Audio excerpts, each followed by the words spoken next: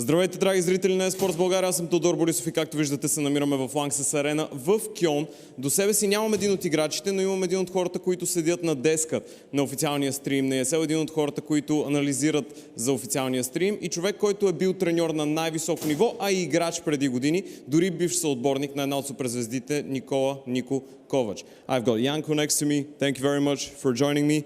First things first, how much of that Bulgarian intro did you understand? Most of it. You bigged me up a little bit, you know, but that's all right. That's all right.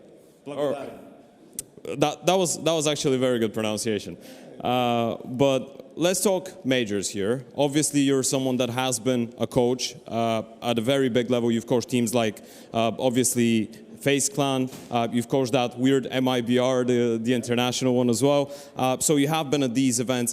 What makes Cologne special as a venue? Because we hear it being said all around the place, but for someone that is a little bit newer to Counter-Strike, how can they imagine what makes Cologne and what used to make Kato a lot more special than a lot of the other events, even when they're not majors?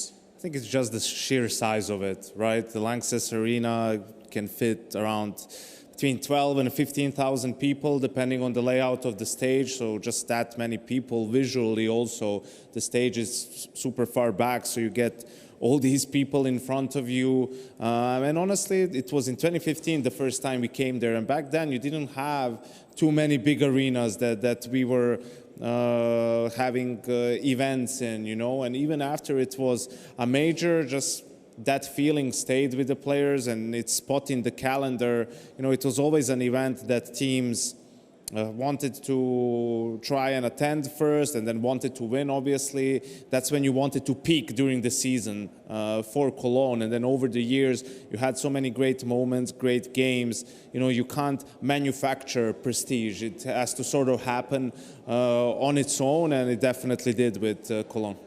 It definitely did, and it's kind of happening in front of our very eyes as well. Yesterday, the first day of the quarterfinals, was pretty interesting. Not the big dogs participating, but we did get to see Aurora play. We got to see FURIA as well, although they were playing against the underdogs. So were there any surprises for you personally with the results in day one? I thought Bad Boom was going to put up a better fight. I had faith in them. I thought they played good Counter-Strike, but it seems like just inexperience on that stage really got to them. Aurora was able to take advantage of that. And yeah, I was disappointed with FURIA. I don't think they played well. Fortunately, 9Z didn't have enough to capitalize on it. I think also inexperience there played a factor. So fortunately for FURIA, you know, Aurora isn't a team necessarily at the moment that will be able to punish them if they don't play well either. I think they're a more dangerous opponent. But you're also hoping that FURIA, seeing how they lost in quarters in Budapest and in Austin after going 3-0 in Swiss as well, you know, maybe this is now they've broken through that glass ceiling, and maybe now it unlocks the ability for them to play on a level that we see them play on in groups, also on that big stage. In terms of the second half of the playoff bracket, because I think this is the one that is a little bit more interesting. Now, me and you are recording this interview right before the start of the third map between Spirit and G2, so we don't really know what's going to happen there. But I suspect you're holding this G2 lineup a little bit closer to your heart because of obviously Hunter, and it's the ex-team of Nico as well. So were you expecting G2 to put up such a good fight and to have an opportunity to close this? I was expecting them to put up a good fight. I expected them to pick Overpass. I thought they were going to win that. This Dust 2 was just heartbreaking. Similar fashion to, you know, the Navi game. They win second pistol, lose the force by a couple of clutches in there that almost happened for them. They took the game to Spirit, and they were going a lot B, 2 donk, right? Like they weren't shying away from him. It was just a great, entertaining game. Have no idea what's going to happen on Mirage. I think theoretically, I would have maybe liked it more if G2 went for Anubis. But they look good on Mirage, and them having the confidence to not shy away from that map just because Spirit is also good on it tells you that they are confident about the matchup. All right, and lastly, and I saved the last, well, the best for last, I guess you could say, two teams that I guess it could be a little bit difficult to make a choice, because again, Falcons is one that obviously Nico's playing on, Monesi's playing on. That used to be the core of G2.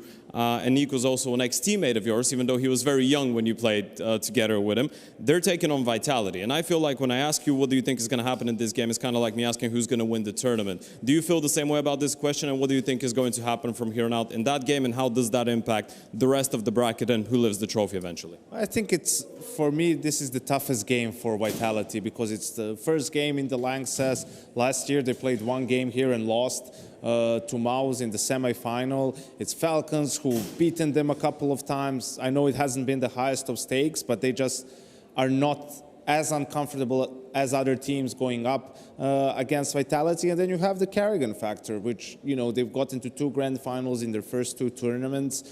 So I'm not sure. Vitality is still the big favorite. People are overreacting a little bit to their level because it was just the group stages. They always up the ante for the playoffs, and I think it's just still too soon for this Falcon lineup to really expect them to be able to compete against the likes of Vitality. So yeah, it does feel like Vitality will, with their experience with this 5-man lineup, be able to contain Falcons, and I think if they can do that, they have a good path to the trophy.